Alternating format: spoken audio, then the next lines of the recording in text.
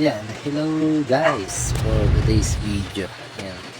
Bali, mayroon tayong bagong order sa Shopee. Dumating na natin inverter. Bali, ito siya. Yan. Yan. Power inverter. Balitad siya sa camera. Yan. Bali, naset up ko na siya. Yan. Bali, ito siya. Yan.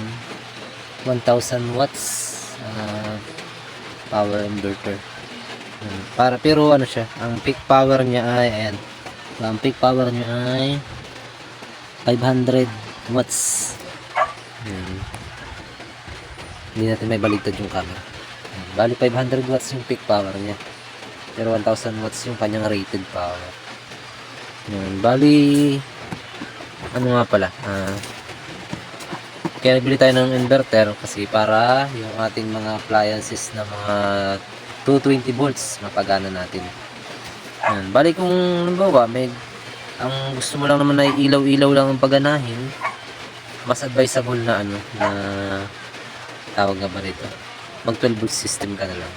Mas matipid sa battery yun. Kasi ito, yan, diba? O yan, wala pa, tagalit. Yan, bali wala pang naka-plug in. Yan, wala pang naka-plug in sa kanya. Kumakain na siya agad ng ng almost yan, pabago-bago eh.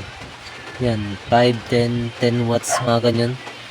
Kung pagpalagay na ng mga 8 watts kain niya. Wala pa siyang kain niya doon sa ating ito pala yung battery natin.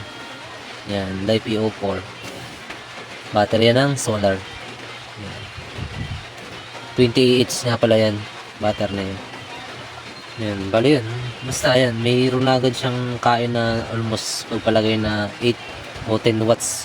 Ano siya eh. Hindi siya stable. Pagpalagay na ng mga 8 watts ang kain niya sa battery nang wala pang nakalagay na load. Yan, pag yung starting pa lang. Kaya mas advisable talaga yung 12 volt system na lang. Ito na mag-inverter bagay tawag nga ba rito? Bagay ang habol mo ay ilaw-ilaw lang, tapos wala kang mga appliances na papaganahin kagaya ng TV. Yun. Yan, titestingin natin siya kung worth it na, kung maganda. Yan, bali saksak natin yung plug. Saksak na natin din. Yan, tapos dito tayo sasaksak sa extension. Yan. Bali, try natin dyan ay muna yung charger. I-charge tayo ng cellphone. Wait. Yan, bali natin yung piece of wifi. Gulo na. Yan. Charge tayo ng cellphone. Yan. Okay. Yan. Yan siya. Yan. Yan. Okay na, no? I-charge na siya. 39% siya. Patay natin.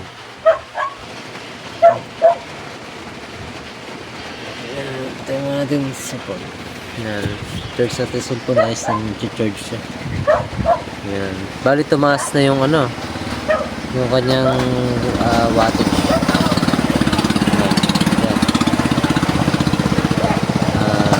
Yan. 21, 17. Kanyang konsumo. Naglalaro siya ng 20 to 17 watts. Charge sa cellphone. Ano yan? Siguro mga 10 watts yung charger ng cellphone. Ngayon, ito naman. Ayan, itong clip pan.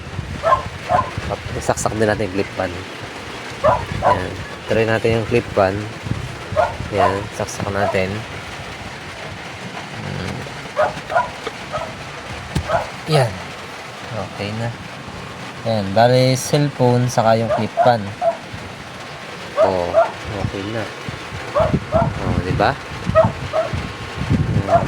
Bali, yung consumption niya dumagdag, siyempre. Ayan. Bali, siya? 25, 26. Yan. Naglalaro siya ng 25, 26 watts. Ang kaya niya sa ating battery. Pero itong mga clip pa na ganito, almost lang yan, pagpalagay, mga 10 watts. Yan, ang konsumo niya. Yan, magcha-charge tayo ng cellphone. Yan, magcha-charge tayo ng cellphone. Yan. O, 40 watts na siya. Ay, 40 watts. 40% na. Yan. Tapos, meron tayong clip fan. Yan. O, ngayon, ano pa ita-testing natin dyan? Testing natin yung buong ilaw nitong ating shop. Itong ating bahay. Yan. Yung ilaw na yan. Saka yung ceiling fan. Testing natin. Isaksak dito sa ating inverter kung working. Sige ha, set up muna tayo. Yan, bali okay na. Naka-back up na yung ating ilaw, saka yung ceiling fan. Yan, bali na ito yung yan, inverter natin. Ito yung saksakan. Yan, dito. Sinaksakan natin sa outlet. Yan. Yan. O, bali, naka-back up na yan sa inverter. Bali, ang kinakain niya ng watts ay nasa 50 watts. O, 50 watts itong ceiling fan at saka itong ilaw. Yan. Bali, ito pa. Buhay pa yung ilaw dito sa kabila. O, bali, yan. May ceiling fan din. May ceiling fan. O. Diba? Galing. Kaya niya paganahin lahat ng ating ilaw at saka ceiling fan. Yan, patayin na natin. Yan. Yan, bali dito tayo. Ayun o. Yan, bali ano siya. 40 nasa 40 watts. 40 watts. Nagdaro sa 40 watts. Ngayon, try natin yung TV. Yan. Itong TV na to try natin kung kaya. Pero kaya talaga yan. Kasi itong TV nito mga 40 to 50 watts, mga ganun. Saksak na natin. Yan. Yan, saksak na natin. Yan, buhayin natin yung TV natin. Oo, di ba? Yan, makakapanood na tayo ng TV. Gamit lang ang battery. At saka siyempre yung inverter. Yan, bali ang ano niya, nasa 75 watts na yung ano niya. Tapos yung inverter natin, yan, nag-uugong na siya.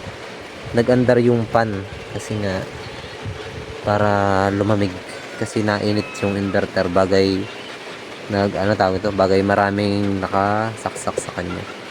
Yan, bali pinapagana natin ngayon ay ilaw, ceiling fan, TV. Yan, TV. Natin TV. Yan.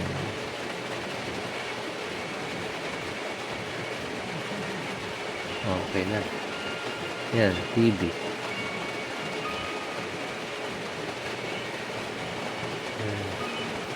TV. Yan, ceiling fan at saka yung TV. Ay yung pong midwife na nagpaanak sa kanya. Yan. Oh, di ba? Nakapanood sila na ng TV. Ito po yung malala, Mayor. Nung pinacheck Gamit lang ang inverter. Yan.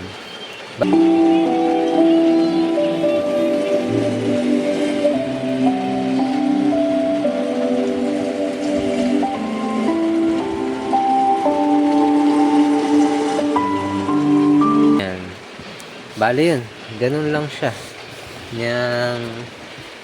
Pag mayroon kang battery na 12 volts tapos may inverter ka, pwede na natin mapagana yung mga appliances natin na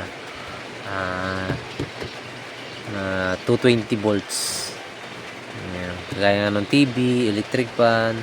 Basta ang bibili nyo lang inverter, halimbawa yung mga demotor na mga ceiling fan, electric fan, ang kailangan inverter nyo dun ay pure sine wave. Yan. Bali itong inverter na nabili ko, pure sine wave to. Yan. Kasi na siya. Power inverter.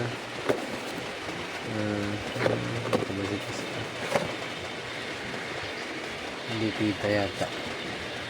Hindi yata kita. Pero nandito siya sa dito sa hindi kita. Yan. Basta ang bibilhin nyo ay pure sine wave. O kaya yung kagaya nitong binili ko na inverter. Yan, ganito, tsura. Yan. Bali, nabili ko nga pala yun sa Shopee na 1.7. 1.7, 1.7. Yan, kasama na yung shipping fee. Yan. Okay, yung ganun lang. Hanggang dito na lang ating videos. Maraming salamat. Please follow and subscribe sa aking YouTube channel at papalo na po sa aking Facebook. Salamat.